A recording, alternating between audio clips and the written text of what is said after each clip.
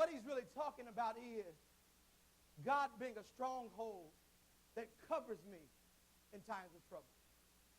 For this demonstration, Mark is going to be an enemy who's out to get Renee.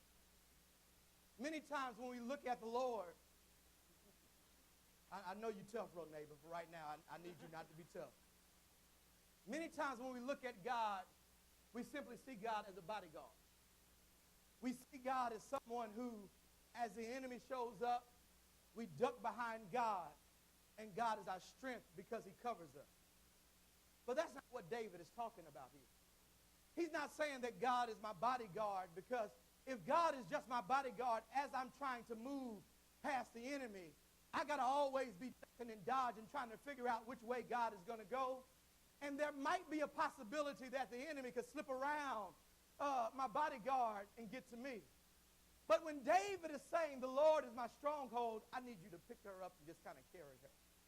It's this idea that God is my stronghold because he's carrying me in the midst of my enemies. But God is carrying me in a way where he's looking at my enemy and saying, she's in my hand, and I dare you to try to do something.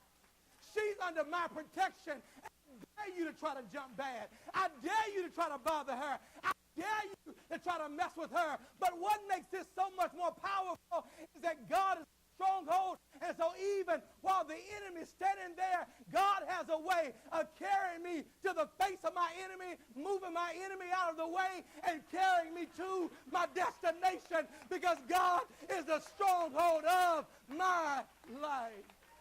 I feel like preaching now. I appreciate y'all. God is my stronghold. And I wonder if there's anybody here that has a testimony that there were times when God wasn't just my bodyguard, but he picked me up in his arms and carried me through tough situations, through tough trials, because he's not just my strength, but he's the stronghold of my life.